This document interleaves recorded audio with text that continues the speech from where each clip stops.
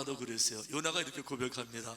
여호와여, 원하건대 이제 내 생명을 거두어 가소서. 사는 것보다 죽는 것이 내게 나음이니이다. 이거 요나서 4장 3절 말씀이세요. 그러니까 요나의 고백. 요나 같은 선지자도 이렇게, 하나님 차라리 나를 거두어 가주세요. 자, 스스로 내 생명을 끊을 수는 없습니다. 왜 그런가 하면, 내 스스로 내 생명을 끊게 되면 그게 자살일지라도 그게 바로 살인죄입니다. 살인죄는 하나님이 만들어주신 거룩한 생명, 그 생명을 인간이 임의적으로 끊어버리는 게 살인죄예요. 살인죄는 다른 사람의 생명을 끊는 거 살인죄가 아니라 내 생명을 내가 끊어도 마찬가지로 살인죄, 큰 죄, 용서받을 수 없는 이런 죄가 되니까, 요나가 죽고 싶어도 나 스스로는 못 죽어요. 그러니까 죽여주세요, 이렇게 고백을 지금 하고 있는 건데, 오늘 이 말씀의 주인공 욥도 같은 고백을 합니다. 아니, 욥은 더한 고백을 합니다. 정말 죽었으면 좋겠는데 내 스스로 내가 나를 죽이면 살인죄가 되니까 자살은 못하겠고, 하나님 날 죽여주셔야 되는데 죽여주진 않으세요. 그러니까 사는 것이 얼마나 원망스러운지 차라리 내가 태어나지 말았으면 좋겠다, 뭐 이런 얘기를 이렇게 고백하죠. 어찌하여 내가 태에서 죽어나오지 아니하였던가. 다른 사람들을 보니까 이 아기 낳다가 많이 죽기도 하더구만, 왜 나는 태어났던가, 이런 얘기 하는 거예요. 어찌하여 내 어머니가 해산할 때에 내가 숨지지 아니하였던가. 그러니까 사는 게 얼마나 힘들면 차라리 태어나지 않았으면 좋겠다, 이런 고백을 하고 있는데요. 여러분, 이런 그 인생에서 정말 사는 게 너무 힘듭니다라는 고백은 다양하게 오는 것이 아니라 삶의 많은 영역 가운데서 어느 한 영역이라도 처절하게 무너지면 그 처절한 그 무너진 영역이 나를 건드려서 내 삶은 전체를 무너뜨릴 수가 있는 거예요. 예를 들어 말하면 건강도 삶의 영역이죠. 경제적인 문제, 가정의 문제, 자녀의 문제, 이 모든 그 영역들이 다르지만 어떤 영역이든 이제 간에 하나가 완전히 무너지게 되면 이게 치명상을 입어서 같이 무너지는 거죠. 예를 들면 건강 하나 무너져도 얼마나 힘들어요. 좀 치명적 질병에 걸리게 되면 무슨 암, 사기 뭐 이러면 이제 인생이 다 무너지잖아요. 근데 건강 하나만 무너져도 그런데 욥은 하나가 아니라 건강 다 무너졌고요, 경제가 하루아침에 다 무너졌어요. 이제 밖에 나가서 이 들판에 나갈 수밖에 없는 경제가 다 무너졌고, 거기다가 자녀가 한 명도 남지 않고 자녀들이 다 무너졌어요. 거기다가 가정조차도 그 아내까지도 그 남편을 저주하고 도망가 버리고, 그러니까 어느 한 영역, 남아있는 영역이 없이 다 무너진 거예요. 그 욥이 가지고 있는 문제 한번 제가 말씀드려 볼게요. 첫째는 이 건강, 육신의 고통인데 성경에 보니까 머리끝부터 저 발끝까지, 발바닥 끝까지 한 군데도 성한 데가 없었다 그랬어요. 종기가 났고 썩기 시작했고 곪기 시작했어요.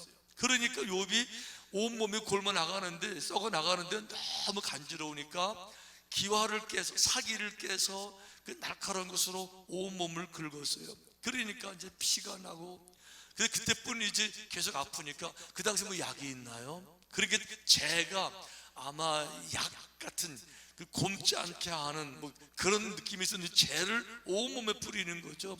재를 뿌리고 흙을 뿌리니까 이게 또 이제 굳어지게 되고 구더자가 깨지고 터지고, 그 얘기를 욥이 이렇게 고백했어요. 내 살에는 구더기와 흙덩이가 의복처럼 입혀졌고 내 피부는 굳어졌다가 터지는구나. 그러니까 내 피부가 구더기, 썩어 나가니까 구더기 벌레 생기고, 우리 가끔 동물들 보면 그 동물 상처 부위에 구더기 보이잖아요. 사람의 몸에 이렇게 돼 있는 거예요. 그러니까 욥이 너무 고통스러우니까 이러므로 내 마음이 뼈를 깎는 고통을 겪느니 차라리 숨이 막히는 것과 죽는 것을 택하리. 할 수만 있으면 숨이 막히면 좋겠다, 할 수만 있으면 죽었으면 좋겠다 그랬는데 진짜 고통스러운 건 밤이에요. 여러분 이상하죠? 인간의 고통이 밤에는 더 이렇게 선명하게 찾아오는 것 같아요. 욥도 지금 그래요. 밤이 되면 내 뼈가 쑤시니, 밤만 되면 이제 뼈까지 더 쑤시는데 밤이 무서워요. 그래서 욥이 빨리 새벽에 갔으면 좋겠다, 이런 말들이 욥기에 등장하는 거예요. 못 견디네, 밤이 무서워요. 나의 아픔이 쉬지를 않는구나. 이게 이제 욥이 가지고 있는 육신의 고통이에요.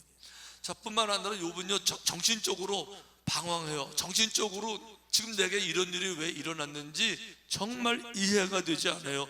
너무 한심하고 너무 억울해요. 왜 그런가 하면 욥은 그동안에 정말 믿음을 지키려고 노력했었어요. 자, 욥기 1장 1절에 욥을 설명하는데 객관적인 평가입니다. 이렇게 말했어요. 우스 땅에 욥이라 불리는 사람이 있었는데 그 사람은 온전하고, 온전했어요. 뭐 이중적 이런 거 아니고요, 인격적이라는 거예요. 정직했어요. 정직은 정말 어려운 거예요. 하지만 거짓된 거, 이중인격 이런 거 아니고 정직하게 살았어요. 세 번째, 하나님을 경외하면서 살았어요. 정말 하나님을 찬양하고 믿고 두려워하고 사랑하고 그랬다는 거죠. 네 번째, 악에서 정말 떠났어요. 이것이 객관적인 평가예요. 그런데 여러분 욥기 29장, 30장, 31장 요 세 장, 자 29장 한번 따라해 볼까요? 29장, 30장, 31장 요 세 장이 욥기 전체에 아주 중요한 장이에요. 제가 오늘 칼럼에 소개해 드렸는데요, 바쁘신 분들은 오늘 돌아가셔가지고 요 세 장만 읽어보셔도 감이 확 오시는데, 여기 이게 왜 중요하냐, 욥이 내가 인생을 어떻게 살았는가를 정확하게 돌아보는데 그 모습 속에 여러분들 모습이 있을 거고요, 욥이 자신의 고통을 적나라하게 설명하는데 눈물 없이 읽을 수 없는, 야, 인간의 고통이라는 게 이런 거구나를 이제 알 수가 있는데, 거기 보면 욥이 자기 인생을 돌아보면서 정직하게 나는 정말 이렇게 살았는데 왜 이런 일이 있을까라고 고백하는 내용이 있는데요, 욥이요 정말 정직하게 사는 사람이에요. 왜 그런가 하면요, 거기 이런 말이 있어요. 욥은 당대초고 부자였지만, 내가 경제력으로는 뛰어난 사람이지만 경제력 의지에서 가난한 사람들, 고아, 가부, 거지, 불쌍한 사람, 병든 자, 노약, 이런 사람을 한 번도 내가 무시해 본 적이 없다라고 고백해요. 이렇게 말을 해요. 많은 사람은 저 사람은 가난하다고 깔보지만 무슨 소리냐, 저 사람도 하나님이 지으시고 나도 하나님이 지으신 거다, 이 얘기를 욥이 이렇게 합니다. 나를 태 속에 지으시니가 그도 만들지 아니하셨느냐. 그가 누군가 하면 과부, 고아, 거지를 말하는 거. 지금요 모든 사람한테 깔보는 그 사람을 말하는 건데, 욥은 다른 이해를 가지고 있는 거예요. 하나님이 그도 지으셨고 나도 지으셨다. 우리를 뱃속에 지으신 분이 한 분이신데 어떻게 내가 저 사람을 깔볼 수 있냐. 이게 욥의 평상시에 가지고 있는 대인관계의 철학이라는 거예요. 얼마나 어려워요. 그뿐만이 아닙니다. 욥이 이런 얘기도 해요. 만일 내가 내 소망을 금에다 두고 순금에게 두었다, 순금에게 너는 내 의뢰하는 바를 하였더라면 내가 이런 고난을 당해도 당연할 텐데 한 번도 그려본 적이 없는 거예요. 욥은요 재산이 많다고 기뻐해 본 적 한 번도 없었고요, 의지해 본 적이 한 번도 없다고 스스로 정말 이렇게 살았는데 어떻게 이런 고통이 내게 있을 수 있습니까? 이게 머리로 정말 이해가 안 돼서 너무너무 혼란스러운 상황에 지금 빠져 있는 거예요. 세 번째 고통은 뭔가 하면, 그런데 사람들의 비판이 조롱이 너무 커요. 내가 이유 없는 고통을 당해서 눈물을 흘리고 외로워하고 이 아파할 것 같으면 한마디라도 말로라도 나를 좀 위로해주면 얼마나 좋겠어요? 그렇지만 그런 사람은 없고, 위로한다고 하던 친구들조차 너 이렇게 큰 고통을 당하러 보니까 숨겨진 죄가 있었구만, 겉으로는 이제 보니 믿음이 좋은 사람인지 알고 보니까 위선자였구만, 알지 못하는 죄를 고백하라고 너 죄인이라고 공격하는데 이게 막 가슴을 후벼 파요. 아내까지도 마찬가지죠. 그러니까 이 욥이 이런 얘기합니다. 이제는 그들이 나를 노래로 조롱하며 내가 그들의 놀림거리가 되었다. 노래로 저 욥 좀 뭐라고 조롱하면서, 그러면서 다른 사람의 말 한마디가 이렇게 나를 쓰시는데, 저 이 말씀 제가 읽으면서 회개했어요. 혹시 나도 부지 중에 이렇게 한 적이 없을까 하고.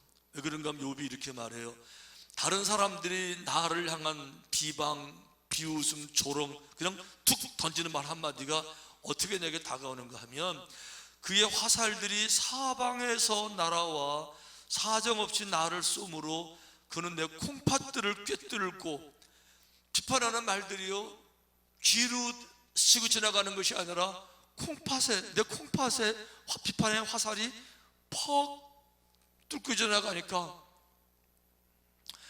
그는 내 쓸개가 땅에 흘러나오게 하시는구나.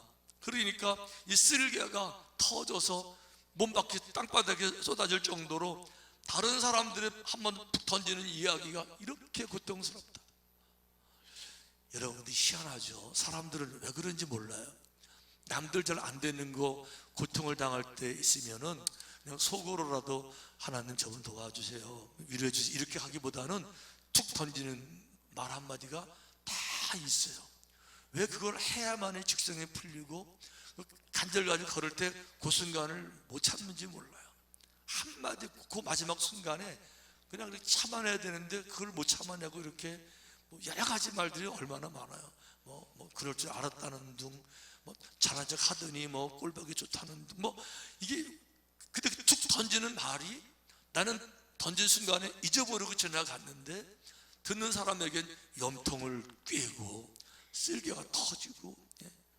그게 우리가 인생을, 저도 이 얘기 읽으면서 부지 중에라도 좀 제가 이렇게 한 거 있으면 저를 용서해 주세요 이제 이런 기도하고 했는데, 어쨌든지 간에 욥이 이런 고통을 당하고 있는 거예요. 여러분, 이 말씀을 들으신 여러분 앞으로 안 그러시겠죠, 그죠? 우리는 안 그러겠죠. 우리는 막 입에서 막 마지막 순간 나오고 싶은 얘기도 심과 함께 삼킬 수 있는 그런 성도가 되시기를 축원합니다. 네 번째 문제는 이제 이거 말하는 거예요. 욥이 너무 외로워. 아무도 나를 이해해 주는 사람이 없어요. 친구들도 위로가 아니라 정죄만 하고 떠났고요. 와이프가 여러 명에 딱 한 명 있잖아요, 아내가. 이런 순간에 아내의 도움이 얼마나 필요해요. 여보, 마지막까지 희망을 잃지 맙시다, 기도합시다 이래야 되는데 아내가 조롱하면서 그래도 믿음을 지키냐고, 하나님 저주하고 죽어버리라고. 이거 떠나가 버리니까 남은 사람은 이제 아무도 없어요. 그러니까 욥이 이런 얘기를 하는 겁니다. 나는 이리의 형제요 타조의 벗이로구나. 이리요, 광야 황량한 벌판에 혼자 다니는 이리, 아무런 친구도 없어요. 사람에게 좀 가까이 다가오면 사람은 돌 던져서 오지 못하게 쫓아버리는 이리. 그러니까 말벗도 아무도 없고 친구도 아무도 없고, 그러니까 나는 광야의 일입니다 이런 얘기를 이제 하고 있는 거고, 타조의 벗이로구나. 광야, 목은 길어서 멀리 보지만 쓸쓸한, 말부터 친구도 없는. 여러분, 그 타조는요, 새끼 알을 낳는데 유일하게 품지 않고 낳은 알을 두고 떠나는 동물이 타조예요. 타조는 그래서 오리나 닭처럼 품어서 부화시키는 것이 아니라 땅바닥에 던져두면 이 태양열에 의해서 부화된 타조입니다. 타조는 그래서 이 모자가 안에 모성도 없고 그냥 늘 외로운 건데, 어쨌든지 간에 나는 광야의 타조처럼 외롭습니다. 욥이 이런 얘기를 하고 있는 거죠. 자, 그런데 중요한 건 이거예요. 어느 하나가 무너진 게 아니라 모든 분야가 다 무너져서 극단적 맨 마지막 바닥까지 갔어요. 여러분, 그거 한 가지, 더 이상 망하지 않는 방법 한 가지가 있어요. 이거 쪼크긴 한데 정말 망하지 않는 방법 한 가지가 있는데, 알고 싶어요? 망하지 않는 방법? 어떻게 해야 안 망하는가 하면 쫄딱 망하면 돼요. 더 망할 게 없으면 돼요. 이제 더 망할 게 없어요. 다 망해졌으니까 더 나빠질 게 없는 건데, 지금 욥이 거기에 완전히 이제 모든 게 다 무너진 이 자리에서 욥이 한 가지 지금 세레모니를 시작합니다. 무언가 지금 이벤트를 하는 건데, 무언가 선포식을 해요. 이 선포식이 얼마나 중요한가 하면 그냥 불쑥 툭 던지는 선포식이 아니라 선포식을 위해서 미리 준비합니다. 미리 서론을 길게 깔아요. 욥이 이렇게 말하는 겁니다. 이제 내가 아주 중요한 말을 하게 될 텐데, 나의 말이 곧 기록되었으면 내가 하는 이 말은요, 허공에 날릴 말이 아니라 모든 사람이 계속 들어야 될 말이기 때문에 내가 하는 말을 기록되었으면 좋겠다. 기록되는데 이런 낱장 종이에 기록되는 것이 아니라 책에 쓰여졌으면 좋겠다. 책으로 써서 모든 사람이 봤으면 좋겠다. 근데 결국 책도 종이고 종이 낡아지니까 책 말고 차라리 철필과 나부로 영원히 돌에 새겨졌으면 좋겠다. 이제 내가 아주 중요한 얘기를 할 텐데 이 말은 사라지지 않게 돌에 꽉 새겨서 모든 사람이 다 봤으면 좋겠다. 이러고 입을 여니까 이제 궁금해지는 거죠. 도대체 무슨 말을 하려고 하는 건데, 이때 이제 우리 생각은 이래요. 드디어 이제 욥이 이제 끝장났구나. 못 견디고, 그럼 누가 견디겠어? 이런 상황에서 이제 폭발시켜 끝나겠구나. 그러니까 온갖 과격한 말들 다 이제 섞어서 하나님 믿어봐야 소용도 없으며 그동안에 쌓인 거 다 울분을 드러내고 할 것 같았는데 그게 아니고요. 욥이 이렇게 말하는 거예요. 가장 처절한 순간에서 지금 상황은 내가 대응이 안 돼요. 내가 어떻게 해볼 도리가 없습니다. 다 무너졌어요. 내 머리로 이해가 안 돼요. 왜 내가 이런 고통을 당해야 되는지 내 경험을 돌아보게 될 때 설명이 안 돼요. 그런데 그렇다고 그래서 내 경험이나 내가 당한 일이나 논리나 이론으로 설명이 안 된다고 해서 하나님이 안 계시는 것이 아니라 욥이 이 얘기를 적고 싶은 겁니다. 내가 알기에는 나의 대속자가 살아계시니, 대속자, 리디머, 세이비어, 구세주, 만군의 여호와 하나님을 말하는 거예요. 하나님이 살아계시니 내가 이해가 안 되지만, 내 머리로 파악이 안 되지만, 무슨 상황인지 설명이 안 되고 납득이 안 되지만, 내 납득과 관계없이, 내 이해와 관계없이, 내 상황과 상관없이 여호와 하나님은 반드시 살아계시기 때문에 마침내 그가 땅 위에 서실 것이다. 마침내 마지막 최후의 마지막 순간까지 이 땅에 나타나서 당신을 보이실 것이다. 다만 내 생애 가운데 안 나타나실 수도 있다. 나는 병에 고침받지 못하고 모든 게 회복되지 못하고 이대로 죽을 수도 있다. 하지만 내가 죽는다고 그분이 안 계시는 것이 아니라, 내가 고통되게 죽어간다 그래서 그분을 내가 부정하는 것이 아니라, 내가 이해가 안 되고 감당이 안 되고 고통 가운데 죽는다 할지라도, 내 가족이 벗김을 당한 뒤에도 내가 육체 밖에 나가서라도 하나님을 볼 것이다. 그만큼 하나님은 확실하게 살아계시고 존재하시고 영존하신다. 할렐루야. 이게 마지막 순간에 서서, 인생의 가장 마지막 밑바닥 순간에 서서 욥이 한마디 스치고 지나가는 푸념이 아니라 글로 쓰고 싶고 책으로 남기고 싶고 바위 위에 적고 싶은 말이, 여호와는 살아계시다. 절대적으로 살아계시다. 내 상황을 볼 때 나는 이해가 안 될 수 있지만 내 이해와 전혀 관계없이 여호와는 살아계시기 때문에 내 생전에 이해가 안 되더라도, 내가 육체 밖에서라도 영혼이 돼서라도 내가 그분을 빌 것이다. 이거는 책에 써야 되고 돌에 새겨서 모든 사람에게 알렸으면 좋겠다. 와, 이게 욥의 믿음이에요. 그런데 욥이 여호와를 얼마나 많이 찾았는가를 생각하면 가슴이 무너져요. 욥이 이런 얘기를 했어요. 내가 주께 부르짖으나 주께서 대답하지 아니하시며, 그동안 얼마나 많이 부르짖었어요. 근데 주님이 응답이 없는 거예요. 고쳐달라는 게 아니라 왜 그러시는데요? 이유라도 알게 해달라는 건데 대꾸도 없으셨어요. 욥이 이런 얘기해요. 내가 섰사오나 주께서 나를 돌아보지 아니하시나이다. 내가 섰음에도 불구하고 안 돌아보세요. 이게 무슨 얘기인가 하면, 학교 선생님이 아이들 가르치는데 얼마나 자상한지, 잘하고 있지? 아이고 잘했네. 어떤 꼬마가 선생님 그러면 그래 왜? 이렇게 했어요. 그런데 욥도 그 한 학생이었거든요. 욥이 선생님 했는데 선생님 못 들은 척 하는 거예요. 욥이 선생님 못 들은 척 하는 거예요. 이 아이가 막 절박해서 크게 부르 선생님 했는데도 선생님이 그 얘는 추명인가 바라보듯이 아예 관심도 없고 못 들은 척하고 관심도 안 주는 거예요. 이 애가 울먹을 하면서 결국은 자리에서 일어나서 선생님 이렇게 했는데도 선생님은 마지막까지 그 애를 바라보지 않고 다른 애들만 이렇게 하고 있을 때, 이 애 마음이 얼마나 녹아지게. 지금 이 얘기하고 있는 거 욥이요. 내가 이렇게 열심히 찾았고 이렇게 부르짖었고 내가 나중에는 섰음에도 불구하고 나를 수명인간 취급하시고 관심도 없으시고, 그러니까 그가 왼쪽에서 일하시나 내가 만날 수 없고 그가 오른쪽에서 돌이키시나 배울 수 없구나. 다른 역사를 바라보게 되면 분명히 하나님은 살아계셔. 눈으로 보이는 게 많이 계시는데 유독 나한테만큼은 안 계신 것처럼 이 눈물도 돌아보지 않고 부르짖어도 관심도 없고 일어서도 응답하지 않으시면 하나님 안 계시는 거 아니야? 이래야 되는데 욥이 그 다음 절 이렇게 말을 했어요. 그러나 내 머리는 이해가 안 되지만, 답답하지만 내가 일어났음에도 불구하고 돌아보지 않으셨지만 그럼에도 불구하고 내가 가는 길을 그가 아시나니 그가 나를 단련하신 후에는 내가 순금같이 되어 나오리라.